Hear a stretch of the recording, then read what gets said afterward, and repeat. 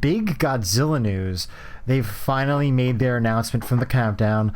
The new Japanese Godzilla movie that's going to be coming out in November in Japan, December in the US.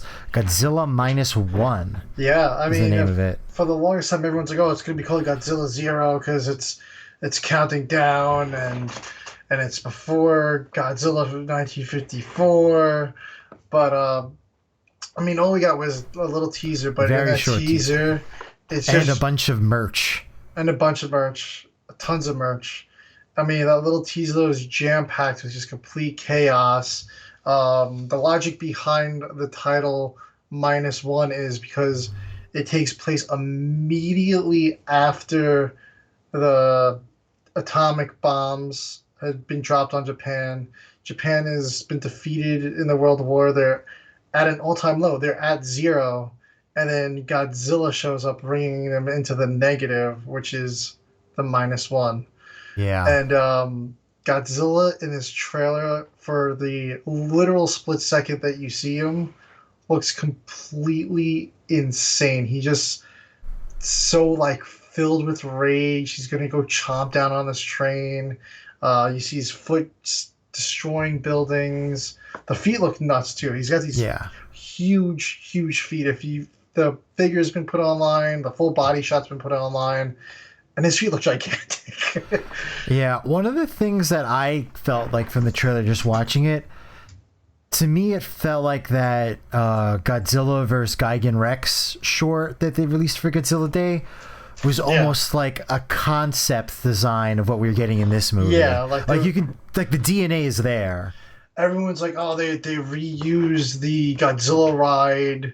Godzilla. I did not think that at all when I saw that design. I was like, it's similar, but not even that close. I'd say that there's definitely elements of Heisei Godzilla in there. It's there's a definitely little bit elements. of everything. Yeah, it's a little bit of everything. I think That's in your the head, goal. when you think of a Godzilla design, this has the DNA of like probably a bunch of different designs. So I think that's why people are like, oh, it's reminding me of this. It's reminding me of that. Yeah.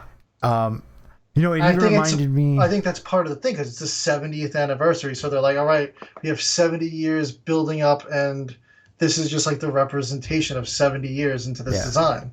Yeah, I mean, you have the Heisei thighs. You have, to me, you have the Millennium scales on the back. Definitely a more modernized Showa. I feel like the size is more of a Showa size. It's not an absolute giant Godzilla. To me, it looked like it was a smaller Godzilla. Yeah. Like you would get in the Showa era. Yeah. I feel like they kind of took a bunch of elements that we've had over the years and put it all into one.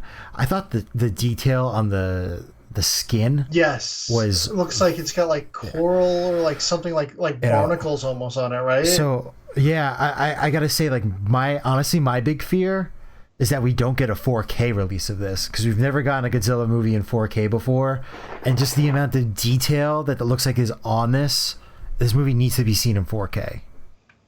Like, well, we do know it's getting a December 1st release here in the States and November 3rd in Japan, and Regal is one of the first theaters to actually announce that they will be showing it December 1st. I don't know how long of a run it's going to be. I don't think it's going to be a Fathom event type of thing, because Regal is the one that came out and said it, not Fathom. So I'm thinking we are going to get a legitimate run of this movie, which is absolute. We haven't seen that since Godzilla 2000. I think we should at least get a week or two in theaters.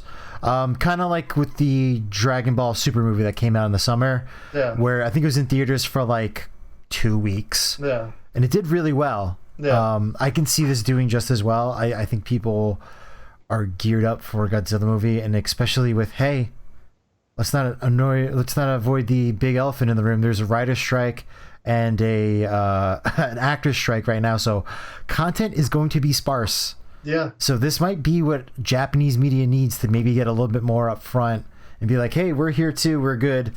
We're a good alternative if you don't want to be paying for your Netflix subscription or you hate Warner Brothers. Yeah. Like, it's definitely an alternative. No, absolutely. Like you said, I think with these strikes going, it might become a big time for international film. Yeah. And, you know, if that is what happens and people really get into international indie low budget films or foreign films, maybe we'll start getting more of that in the US as well, where we're getting more creative ideas that are more low budget. Yeah. You know, yeah. I think that that's definitely, you know, an idea. Maybe we'll get some more indie comic ideas brought to the big screen. Yeah. Who knows?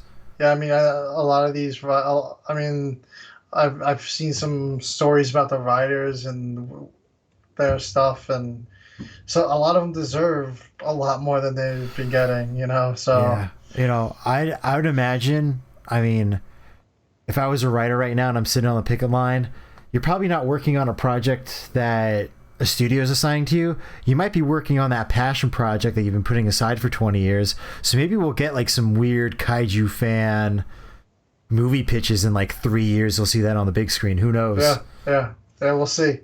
Fingers crossed. Yeah, fingers crossed. But yeah, and more excited for that. Yeah, super excited for it. We do have more Godzilla news. Yeah.